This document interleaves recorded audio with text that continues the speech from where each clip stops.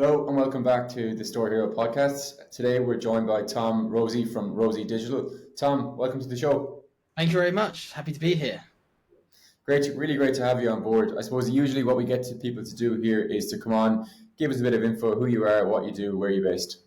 Sure. So as you know, I'm Tom, based in Woking, Surrey. We are an e-commerce growth agency. I've been running this now for 5 years, and I've been doing online marketing now since 2016. So yeah, our goal is to really just grow e-commerce brands. We probably work with brands at around 50 to 250,000 per month who are looking to get to that 500,000, 1 million per month mark. That's a real goal. We do that by using a customer generation system. So we formulated a system to really help brands to understand their numbers, get profitable on front end acquisition, and then make sure we maximize the lifetime value of those customers that we acquired by creating creatives that cut through the noise, that deeply resonates with different audiences to help brands scale.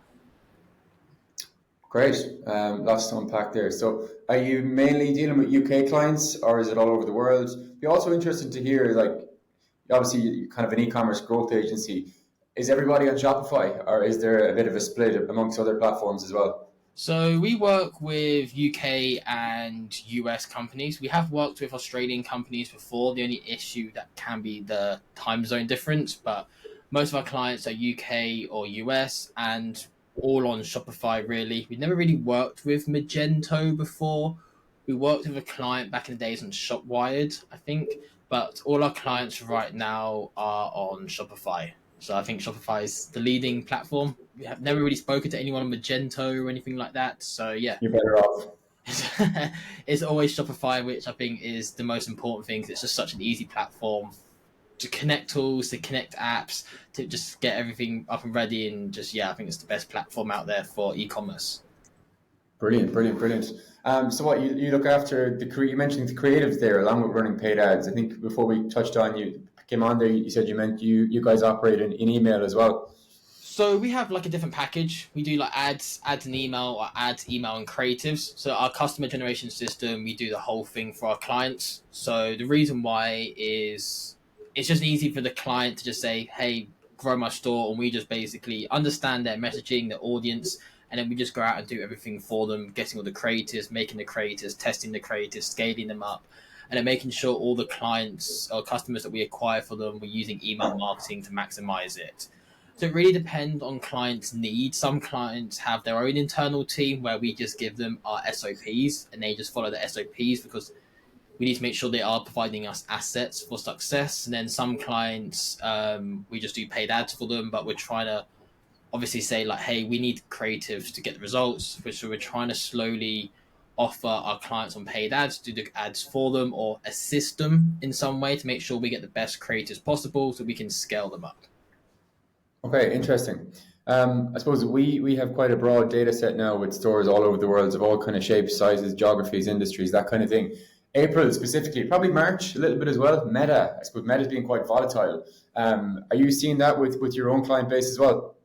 Yep, Meta's been very volatile. The weird thing I always see in our accounts is one week some clients will be doing well and some clients will be doing bad, and the next week it's just vice versa.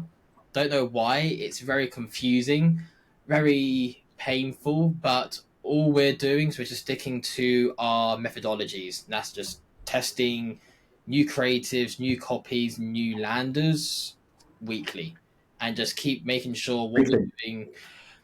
Landers, not so much. That's probably bi-weekly or monthly. But in terms of creators, we're always testing new creators and copy weekly, just because even though Meta's been volatile, we still have to do the fundamentals of making sure our ads are deeply resonating to our clients, customers, and making sure we're hitting on the desires. So yeah, Facebook's been a bit volatile, but we just make sure we do the same practice every single week, and then we look at the back end on the StoreHero, making sure that the new customer revenue is increasing or new customer ROAS is staying within KPIs. If as long as they're staying in KPIs, there's nothing too much to worry about. Some clients, we've seen that the KPIs haven't been the best, so we have to just pull back a little bit of spend on Meta because obviously Meta is just not doing what we want it to do. And that's just, like I said, just keep testing, find what works, put more spend behind what works, and then just kill off the things that aren't working. But the good news is, I think everyone's in the same boat. So it's not like it's just one ad account that's getting affected. If you go on Twitter, Reddit, you see a lot of people complaining about performance. So I guess that's the good news, that it's not just your ad account that's getting affected. It's a lot of people. D2C Twitter has certainly been hot in the last month with people giving out about Meta for sure. You're not the only one seeing that. Even lead gen as well got affected. So it's not even just D2C. Really, yeah.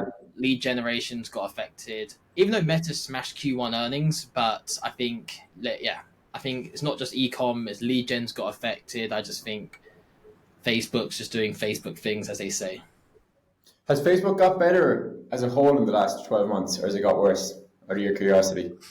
I would say last year, I would say that the Q4, I guess it's very difficult to say because Q4 is the buying season, but Q4 was less headaches than Q1 of this year.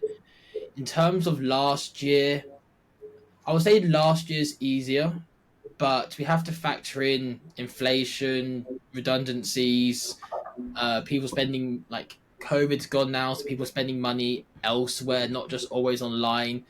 So I think you just have to factor all of these in. But I think there's been a few delivery issues on Meta, but I just think overall we're back to normal life, I guess. So I guess then we got back to normal life with inflation, people with less money, probably making it a bit longer to make buying decisions. There's less free cash from like stimulus and furlough, etc., like that. So I just think everything just plays a part. I know people are blaming Tamu, however you call it, as well, but like end of the day, like they're just selling cheap products. If you're having a high AOV, it shouldn't really affect you too much as a brand. But yeah, I just think this Q1 has been difficult as an agency. I'll admit it. I know some agencies won't admit it. I just think Q1 has had its ups and downs, and it's always going to happen in business. You're always going to have ups and downs, and it's just unfortunate Q1 with delivery issues, etc., going on. But like I said, it always just comes down to psychology and making sure you just resonate to your customers' desires. And just It's an interesting point as well, though. I think, like, yes, Meta have had issues, but Meta is such a, like, with the amount of businesses now advertising on Meta, it's like the broadest data set probably in the world in terms of, I suppose, a confidence in consumer spending in general. You know, it might not be that there's a Meta issue this week. It could just be that, you know, globally people are feeling the pinch, and as a result of everybody gauging the success of their business on Meta ads, Meta naturally sees a dip. It might not necessarily be anything Meta are doing wrong, just a broader indication of actually what's going on around the world. So I think such an interesting point. I agree with that. UK payday last week, all clients' performance skyrocketed. We did nothing apart from testing your ads, but performance increased, and that's because payday came. Everyone had a bit more cash to go and spend and treat themselves. So yeah, I definitely think everything's just playing a part. I just think people feeling a pinch because payday came and all UK clients saw a massive uptick. So I just think, like I said, everything's just playing a part. It's directly correlated with everyone's inbox getting spammed on payday from every merchant they've ever bought from. Yeah. But even ads though, like one of our clients went from a 3 to a 10x without even changing anything. Wow. Literally one day on payday, on Wednesday to Thursday, just a massive uptick. We did nothing as an agency, just payday came. Wow. Interesting. So interesting. Okay, so let's say you get a client on board. Personally, I think the onboarding for a lot of like larger traditional agencies is fundamentally broken when you're trying to say that the agency has the client's best interest at heart. I think the onboarding for a successful relationship between a brand and an agency is almost the most important part of whether the agency relationship is going to be a long-term one or a short-term one. And I think so many, particularly larger traditional agencies, miss the boat in really getting to understand their clients. They come in and promise 10x ROAS without really taking the time to fundamentally actually understand the core unit economics of the business, what the growth goals are, inventory levels, cash positions, all that kind of thing. Talk me through kind of, I suppose, how you initially would broach a new conversation like that with a client. So our process is we'll have a quick quick call. I basically I want to understand your problems, your goals. Basically, that's the main important thing. Is we then do an audit for the potential client where we just go through the ad account, Shopify, Klaviyo, and we just look at where the problems are, and that basically helps us understand. Okay, if we're going to sign you on, this is the game plan. The second call of the client is normally walking them through the game plan with our customer generation system on what we're going to do to grow them. Once they are signed on, we basically have a call where we go through the numbers. We want to understand your numbers in terms of, depending on how many SKUs you have, a product unit economics or a category unit economics, and then like a whole store, like whole website unit economics. We want to understand your numbers. The most important thing is because we need to know what is profitable and what isn't profitable when testing and looking at the data on the back end on StoreHero, etc. So we will really sit down with the client and really just try to understand all the numbers, break all those numbers out, and really just try to understand everything. So when we focus on ads, for example, we can make sure that we have different KPIs set out for different categories. Because a t-shirt ROAS or new customer ROAS is going to be very different to a hoodie ROAS, or if you're selling a beauty product, you may have a higher AOV beauty product, which has a different ROAS. Oh, Facebook's calling me. Let me just decline that.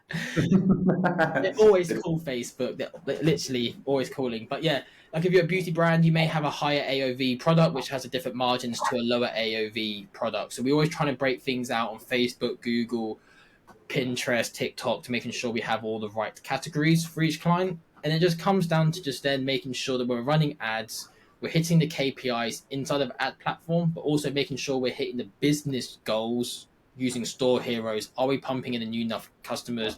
Are we hitting new customer CPAs, ROAS, revenue goals? Is the lifetime value of those customers after a month, 2 months increasing with them? I think the issue is a lot of brands see the big agencies as the holy grail, but I actually always think the more boutique, smaller agencies are better because any client that's we work with is basically feeding me and my team, and we care about them because at the end of the day, you're paying us, you're giving us the money, we use that money to live. And I think when it's a smaller boutique agency, like I care. Like the other day, we had a client message us on Saturday evening because they wanted to change a few things on the ads, and we did it for them. But that's because we care, and I wasn't doing anything. And it's just end of the day. I think e-commerce is 24/7. Like sometimes you just gotta make tweaks, and that's because we care. If they're working with a bigger agency, I just don't think that would happen. All of our clients as well, we have a Slack communication, so it's always daily, weekly, monthly communication. And like I said, we always update our clients on a weekly basis on the results that we're getting them. And we always mention ad platform results, and we always mention business results. So we're always making sure we're always talking about the goal of, hey, look, we've had this many new customers come in today. This is the new customer ROAS, etc. So it's a long-winded process. Again, I think we can get clients' ads up and running within 24 hours because sometimes a lot of clients are burning cash. So we just fix that, and then we sit on the call, go through all the numbers, understand their messaging, then start creating ads, and then that's how we basically grow our clients. If we have the messaging numbers, and it just comes down to just keep testing, tweaking, and scaling. Okay, a couple of bits I want to dig into there. So, I mean, so a client comes to you. Okay, I suppose a better way of putting this, how many times do a client give you their gross margins, which you then go and build out your kind of break-even ROAS and your target ROAS and target CPAs on? You go and hit them, they come back to you and say, we've lost loads of money, which I'm sure happens, but you've done your job. You've hit the CPAs and the ROAS targets that you were aiming for. And what actually happened, because I mean, I see this all the time with StoreHero clients. Day one, we do our onboarding and we say, okay, what's your gross margin? We want to help you kind of just make sure you're getting full value out of the platform. They might tell us 50, 60%. But by the time we actually go ahead and enter in, 3PL costs, return costs, shipping costs, there's tons of other, and then not even taking into account all of the extra discounts that they might have advertised on the website that they're not factoring into their cost of goods or their actual gross margins. And I mean, the 60% gross margin could actually end up, in some cases, I've seen it go down to 30 from 60. And fundamentally, that's a completely different business. How often does it happen when a brand comes to you and their margins are nowhere near what they think they are? And is that an education piece that you guys need to go through? Because, starting off that agency brand relationship, a fundamental and being very, very clear on what the clear gross margins are obviously incredibly important for you to understand as you go to help them maximize revenue growth and do so profitably. Sorry, Facebook just called me again. Honestly, they're always calling. You put this in the podcast, how many times they'll call us? 2 so far. But the biggest thing I was thinking... They're listening to us. They're listening, but I think the biggest thing is brands that are doing under 500k per month. We've always found that they don't know all their numbers. The smaller brands sometimes don't know everything. So it's always a bit of a educational piece. We have like a Google sheet where we have all the numbers that we ask the clients to enter the information, and sometimes they're missing that information, or I get back to you, I'm not too sure, and it just makes our lives a bit difficult because we want to be 100% accurate, but 90% accurate can be okay. But like you said, there may be that 90% accurate, there may be that 10%, which is a big difference that causes a lot of issues in terms of profitability. So it's an educational piece. I think that something would be great if there's something more out there, was like an e-commerce accountant. I think that's something I think a lot of brands need, because we're an agency, we're focused on paid ads. We're not, end of the day, we're not an accounting firm. I've learned from my own business and trying to help other clients the important numbers, but I can't extract it from them because I don't have access to their QuickBooks or anything like that. So it's very much an educational piece. How do you want it? This is what I need, but yeah, I think the biggest thing is just very educational piece. We try to make sure we're like 90% accurate, because at the end of the day, sometimes the UK clients are always a bit more difficult because they don't want the agency to see their numbers, and I think that's always the bit. Which is nuts. It's nuts because at the end of the day, like, I don't care how much profit you're making, you're paying us for a service, and I think that's the most important thing. Like, if I saw you making 100k profit, great, I know I'm doing a good job for you. Like, I just think the Americans, I think the reason why we like working with American brands is because they're very open. They like being aggressive. Yeah. Like, here's my numbers, here's everything. I just want to hit this profit next month, or my profit goal for this quarter or year is this. Here's all the information, and it makes our lives easier plugging everything in. So yeah, I just think a lot of brands just need more education. I think there should be more educational pieces out there, and I think that would really help brands. I mean, and again, I see this too, where brands won't give the agency their own costs, and I mean, it's fundamentally so much short-term thinking, really, because you're outsourcing your marketing, which in a lot of cases is often the heaviest line of the whole P&L, to this outside company who are vested in your success, yet you're not giving them any of the cost of your fulfillment of all of the revenue they're about to generate. Without that key component, you don't know if the brand is operating on a 20% margin or a 70% margin.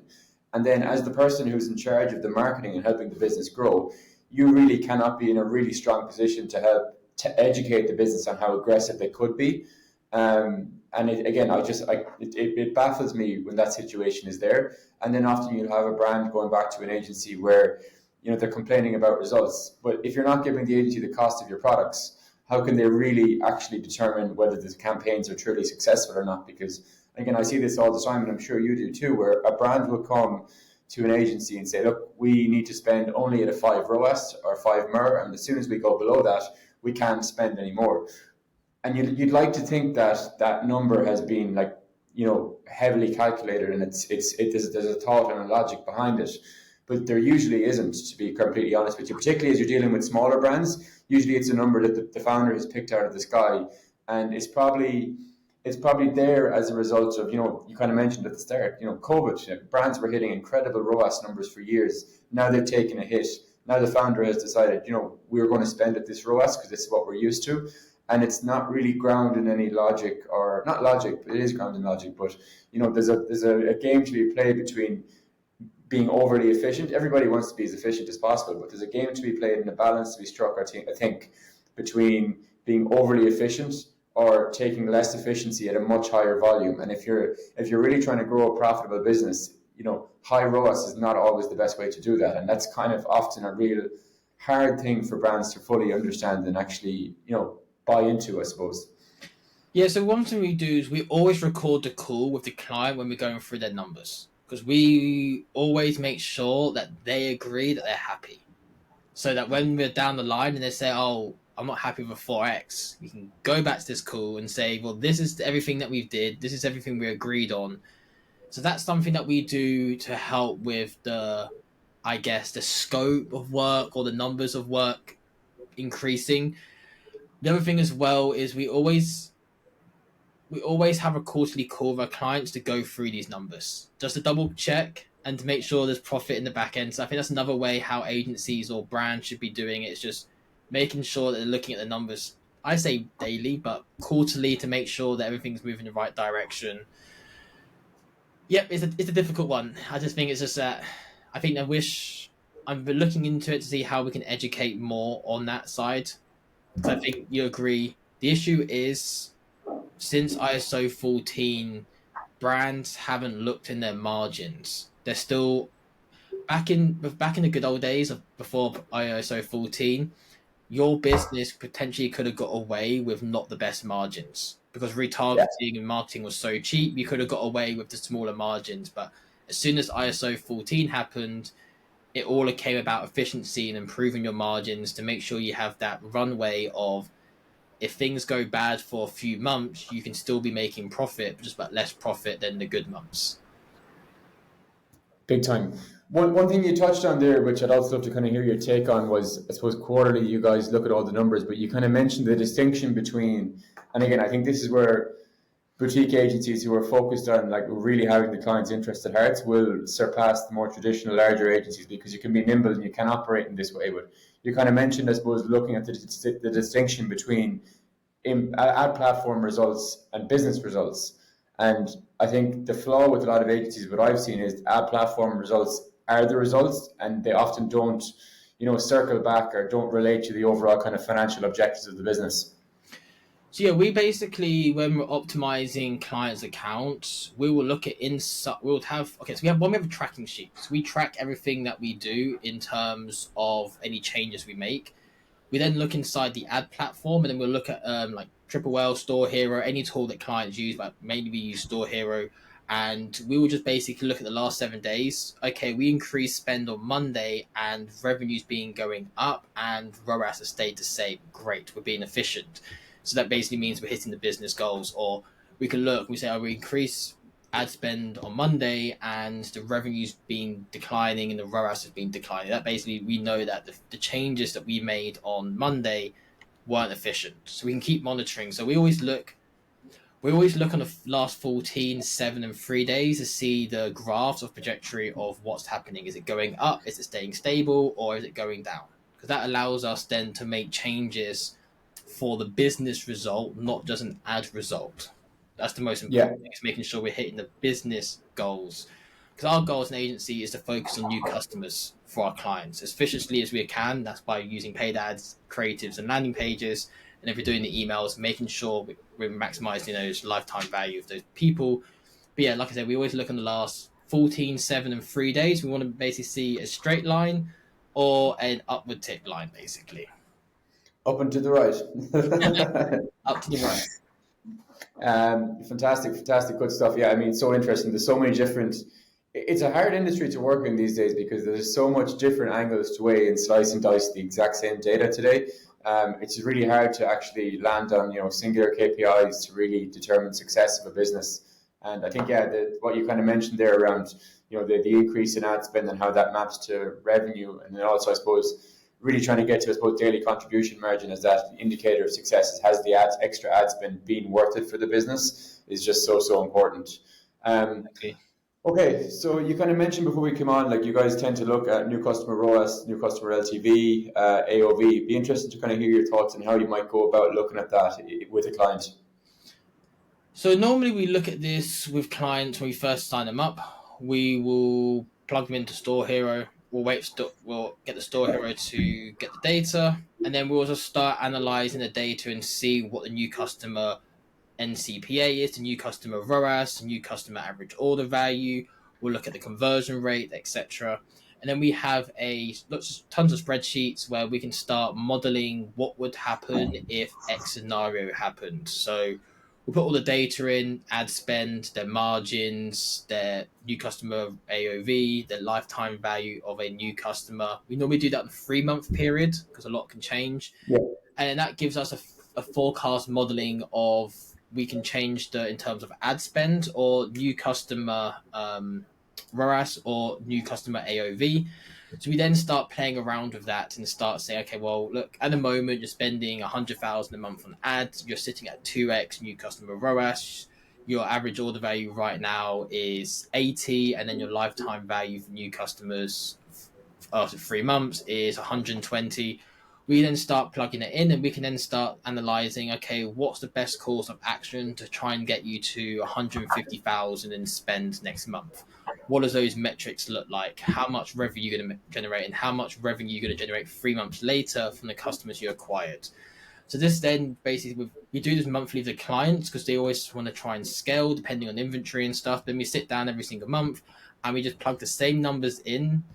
Or it may change from the work that the new customer AOV may go up, but every single month we'll plug those numbers back in and start modeling for next month or the next 3 months and saying, okay, well, let's try and keep ad spend the same, but let's see how we can improve the new customer ROAS by implementing new ad creatives, an offer or a landing page, and to keep the spend. So it's very much hands-on because it's changing monthly. So that's what we do, is we always just forecast monthly. Sometimes we try and forecast for 3 months. Okay, let's try and spend this month, then hit these targets next month, and then the third month try and hit these targets. Nice, nice, nice. I mean, yeah, a forecast is only a forecast. It's always going to be wrong, but you're trying to look for, map out the 20 KPIs, not just top line revenue and ad spend, but, your gross margin, number of new customers, new customer efficiency, all the way down to AOV, total number of orders, blah, blah, blah. It's about, mapping against the forecast, where were the positive and the negative indicators, and almost that's your homework to work on for the next couple of months or the next month or whatever the kind of time frame is going to be. So yeah, I think that's so important. It's just, you're just getting way more, you're getting really into the detail there, which is just so important. And I just think way more brands need to kind of get into that frame of thinking, as opposed to just measuring everything from a ROAS target on a campaign level, which I'm still shocked, to be honest with you, to see the amount of brands and agencies, to be honest with you, that are still just using campaign level ROAS as the primary gauge of success for the agency client relationship, which is just nuts, in my opinion. I think it comes down to education. Yeah. Like, I started learning about ads in 2016, 2017, and no one ever used to speak about contribution margin. It's always, what's your cost per lead, what's your cost per sale, and what's the ROAS. I think it's like, even I've always looked at traffic though as like ad platforms as just a driving factor, as a mechanism to get what I want in terms of business results. So I've always tried to look, okay, we spent 10,000, but how much do we make in profit for our clients? I think that's something that's really important. Back in the days, my old agency, we used to work at a lot of estate agents. They used to focus on the cost per lead. But I was saying to the clients, like, they're spending money on ads. We want to know how much they're actually generating in terms of actual sales, because otherwise you're going to say to the client, oh, we got you 10 leads, but they're going to go, well, those 10 leads only got me 0 sales that month. So I've always been interested, but I just think it's just the educational piece is missing out there. I think ROAS is easy to understand.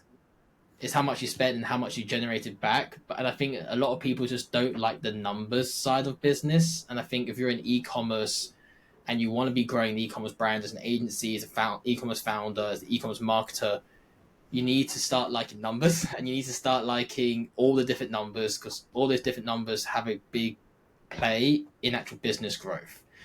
So I think we need more educational pieces out there. I just think ROAS is an easy, 5x ROAS. I mean, people think it's good. Because I get slated on ads the other day saying we got a client at 2x ROAS on ads. It's profitable for them. But people say that's a terrible ROAS, and it's like, well, you clearly don't understand that their break even is a 1.5, and they're happy to sit at a 2x.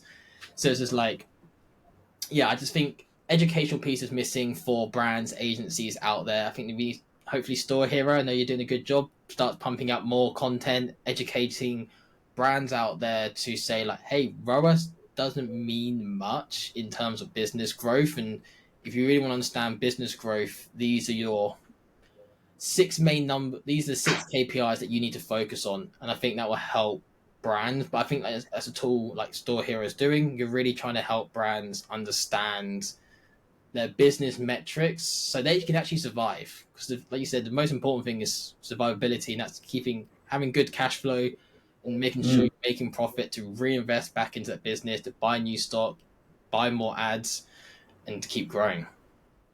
Yeah, so interesting. And to your point there, like, somebody slating you for you getting a 2x ROAS on a brand and just using that bit of information as the sole indicator whether you've been successful or not is just somebody who does not know what they're talking about, because that brand could have 70-80% gross margins and a 2x ROAS is perfect. That business is going to kill it. And then like, we were working with a brand recently and they only had like 10%. They sold resold basically iPhones, I think it was. But they needed like an 8.5x ROAS to break even.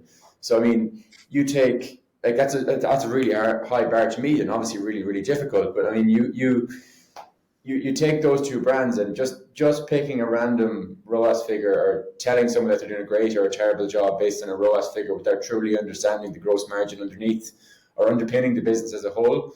You're not really understanding much about that business unless you really have that information and where the break-even points actually are, which is so important. Just before we jumped on there, Tom, one other kind of, I suppose, ad platform that you kind of mentioned that you guys tend to work quite closely with, and one I don't see enough of, to be honest with you, is Pinterest. It'd be interesting just to kind of get you to chat through that for a couple of minutes. Sure, Pinterest is a good platform if you are selling mainly to women. I think Pinterest is like 70 or 80% dominated by women who are 25 plus. So we've used a lot of female fashion brands on Pinterest because a lot of women go on Pinterest for outfit ideas. So it's just a platform for diversification. I know TikTok is not always the best platform for high average order value fashion, but Pinterest is a great platform. These people are sophisticated, they have the budget. A lot of people going on Pinterest for looking at like house ideas, renovations, wedding ideas. So they have the disposable income. I would say if anyone starts with Pinterest, you need to give yourself a 3-month budget. Pinterest is we've always found it's a very slow burner to get it going. Like month 1 and 2 with a new client you get on aren't always the best, but some reason month 3, 4, 5, and 6, it just kills it. Like I think last year our clients spent about 100,000 on Pinterest, and don't kill me, I'm about to say a ROAS, but they were achieving a 5x ROAS.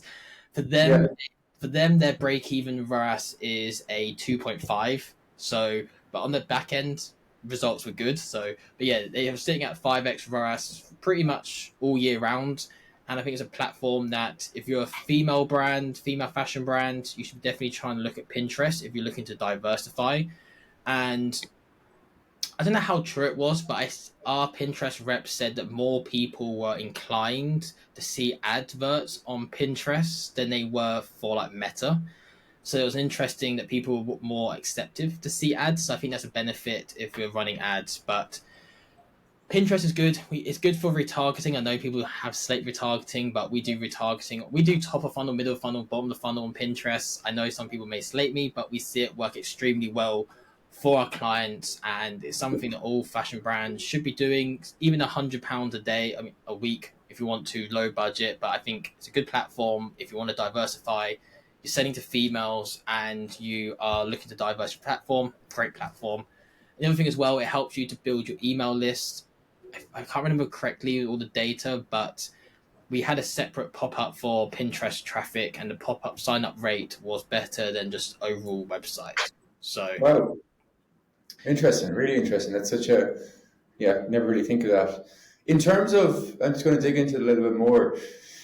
Does it perform better for your UK clients or your US clients? And I suppose second thing would be there obviously the creative burn, like you need to, if you're on TikTok, obviously the level of creative production that needs to go into maintain paid ads on TikTok is much more than it would be on Meta or even Instagram, for instance. How does Pinterest stack up in terms of the amount of creatives that you need to be kind of changing or adding on a weekly, monthly basis? So Pinterest, it works well for UK and US. I think it's the same demographic, like they're women looking for outfit ideas, they're aspirational, influential, they want to see like house design. So I think in terms of client results, it's always been the same. In terms of creatives, it's more like Meta. It's less creative heavy than TikTok. So Yeah. if you don't have the creative process dialed in your business, you can probably get away with uploading 5 new ads a week into Pinterest and seeing what works and what doesn't work. Like it's the best thing about Pinterest is very lifestyle photos work the best that we see. So the good thing about fashion brands is they're taking a lot of photos. It's just lifestyle with we normally take a lifestyle image with saying like dress or handbag or jeans or jacket. Like we just see like nice text saying what it is, really simple. It's worked the best. We've seen videos work well, like try on haul videos. And then the other thing as well that's worked well on Pinterest is catalog ads. Nice, nice, nice.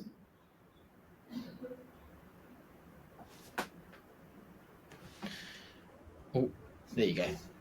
Perfect. You was frozen for a second, but you're back. um, okay, perfect. Okay, Tom, we'll probably leave it there for today. If people are looking to kind of get in contact with you, where can they find you? Best place is on LinkedIn. Just search Tom Rozee, ROZEE, or go to roseedigital.com and then fill out the form and book a call, and they can speak to me or drop me a message on LinkedIn, Twitter, Instagram, wherever. I'm pretty much active on all socials, but if you're an e-commerce brand, best place to go is to the website, check out case studies, reviews, etc. It's a great interview on our website as well. And then, yeah, just fill out the form and happy to help anyone grow, really. Perfect. Tom Rozee, thank you very much for joining us today. Great to have you on board. Thank you very much.